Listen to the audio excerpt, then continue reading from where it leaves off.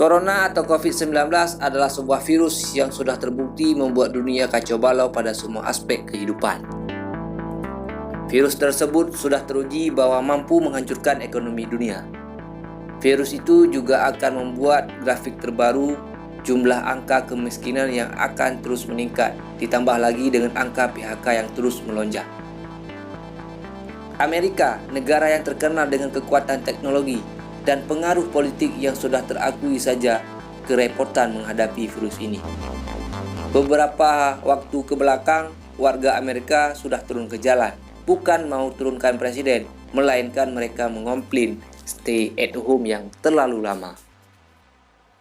Bayangkan saja bagaimana jika ada warga Indonesia yang sudah mulai menjerit terkait dengan anjuran bekerja di rumah, belajar di rumah, dan beribadah di rumah. Tapi tenang saja, warga Indonesia patuh kok terhadap aturan yang dianjurkan oleh pemerintah. Sepertinya anjuran itu sangat cocok untuk mereka para PNS yang di awal bulan rekening tabungan mereka itu berbunyi. Ternyata benar kata orang kampung, jadi PNS itu masa depannya bagus.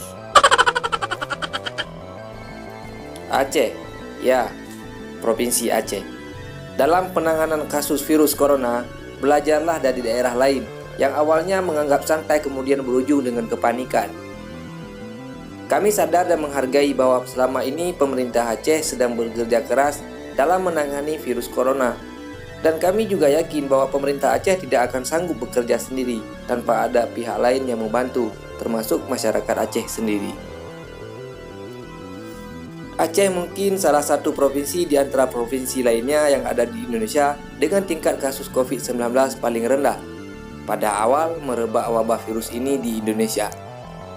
Tetapi saat ini, seperti perkembangan yang terakhir yang kita lihat dari berbagai sumber berita, bahwa kasus positif COVID-19 semakin bertambah.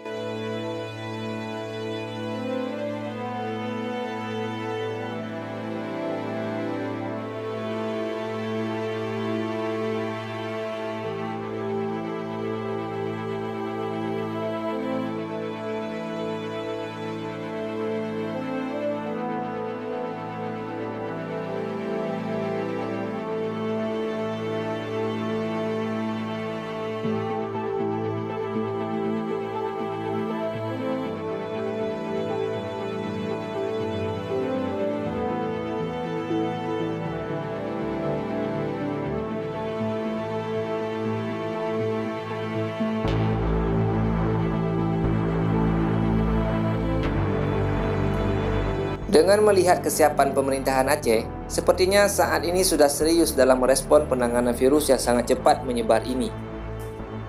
Di balik upaya pencegahan virus corona, berbagai kontroversi pun terjadi di Aceh, seperti terbitnya surat permohonan pengadaan lahan tanah kuburan untuk jenazah pasien positif corona yang tidak bernomor tersebut dari Rumah Sakit Jenderal Abidin. Meski tim gugus tugas COVID-19 Aceh sudah melakukan konferensi pers terkait lahan itu, namun hal itu mendapat banyak respon dari masyarakat Aceh. Kemudian, pemberlakuan jam malam yang ditetapkan setelah surat yang ditandatangani oleh unsur Muspidah. Walau hanya beberapa saat, kemudian pemberlakuan jam malam tersebut dicabut kembali. Ditambah lagi permasalahan biaya paket sembako bantuan sosial. Semua itu mendapat banyak respon dari masyarakat, khususnya mereka yang berani mengkritik kebijakan pemerintah Aceh. Belum lagi isu permasalahan proyek yang bersumber dari APBA yang tengah panas seperti yang kami temukan pada salah satu media online. Ditambah lagi kasus penagihan hutang piutang yang sempat viral. Lengkap sudah tantangan Pak Nova sebagai PLT Gubernur Aceh. Khusus mengenai masalah penanganan virus corona, pemerintah Aceh harus transparan terhadap penggunaan sejumlah anggaran dana APBA untuk percepatan penanganan dan pencegahan virus corona di Provinsi Aceh ini dengan jumlah total sebagaimana data yang kami terima itu sejumlah 1,7 triliun rupiah. Anggaran 1,7 triliun rupiah itu harus dirincikan dengan jelas supaya tidak ada tumpang tindih dalam bantuan ini, sehingga masyarakat yang membutuhkan bisa menerima dengan maksimal atas anggaran tersebut. Mengenai hal ini muncul pertanyaan, apakah sejauh ini dana COVID-19 itu sudah dirasakan manfaatnya oleh masyarakat? Apakah layak anggaran 1,7 triliun rupiah itu dianggarkan untuk penanganan virus corona? Mengingat Aceh bukanlah zona merah virus corona. Meskipun mencegah sebelum wabah virus corona menjadi lahan di Aceh lebih baik daripada mengobati. Kemudian, apakah mungkin Aceh berhasil melewati dua tantangan besar sekaligus? Tantangan apa? Tantangan yang pertama adalah keluar dari provinsi termiskin. Kedua, mencegah wabah COVID-19 yang tidak parah di Aceh. Kita yakin tidak ada yang tidak mungkin.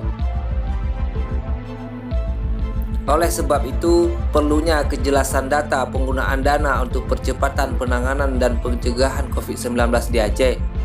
Hal itu untuk menutup celah ruang kemungkinan terjadinya praktik korupsi. Semoga saja anggaran 1,7 triliun rupiah itu yang dikhususkan untuk penanganan virus corona di Aceh dengan jumlah yang tidak sedikit itu tidak terjadinya korupsi. Siapa yang korupsi anggaran yang dikhususkan itu? Mari kita doakan ketika mati agar bisa seperti dalam kisah film misteri ilahi.